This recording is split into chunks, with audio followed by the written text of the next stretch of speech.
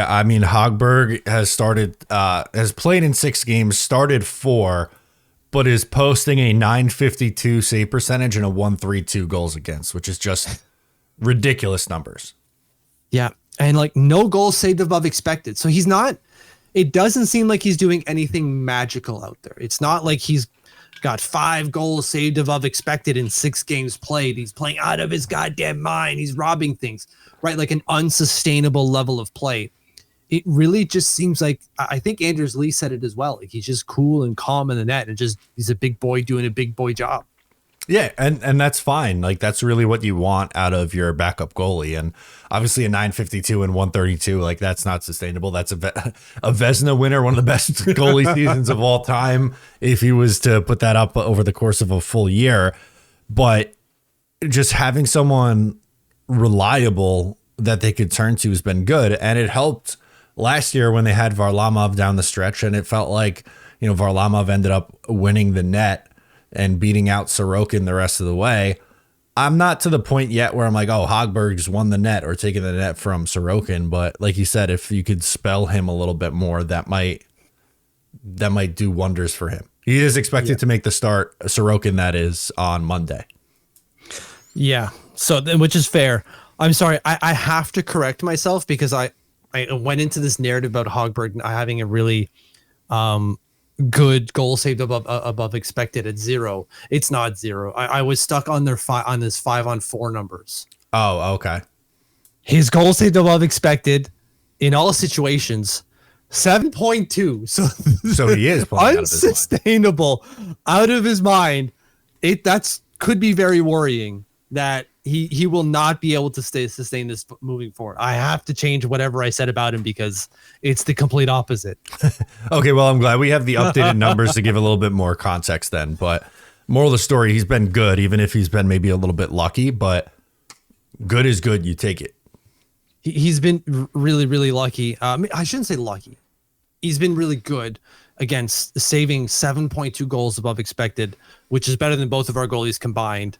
Sorokin minus 0.05 and Varlamov minus 0.07. Can he sustain this? Because the games played, it's only 6. But we're not asking this kid to step in and take the reins for Ilya Sorokin, right? Like if he could, I guess great, but no one's asking for that. That's not what we're bringing him in to do. It's, can you be a serviceable goalie at this level and allow our other guy to breathe a bit? And so far, so good. Yeah, and I don't know at the deadline, but maybe this makes Semyon Varlamov a little bit more expendable if this continues. Again, it's been a small sample, so I think you have to see how this goes, either the rest of the year or for however much longer he's the backup with Varley on the shelf. But it's a good sign to have another goalie that you trust and at least can play. We don't know if he's going to play at this level for how much longer, but he seems like a fine NHL backup. He seems like a fine backup. I'm trying to find other stats here on him because like Money Puck has some pretty interesting stats to look at, like rebounds per save. Okay. And Hogberg isn't great at 79. Somewhere floating around like Georgiev, Phoenix Copley, and Daniel Tarasov. Like not great company to be keeping in that specific regard. Puck freezes per save. You want higher numbers.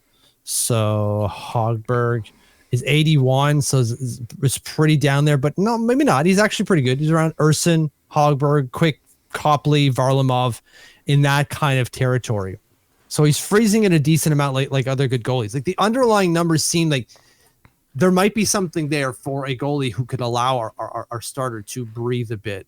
And I don't think we can get in a full Robin Leonard, Thomas Greiss situation between Sorokin and Hogberg. And I don't think it makes Varley expendable right now, but maybe in the summer, man. That's what I mean. And okay. He would have 2 years left on his contract at that point. He does have the no trade clause, so that could impact things. But teams are looking for starting caliber goalies, and I think he's proven that, even at his age now, he can be that for someone.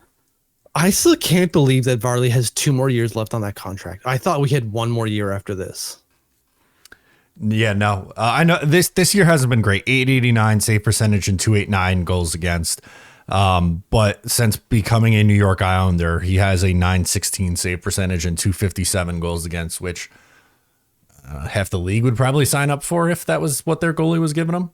Sure. Yeah.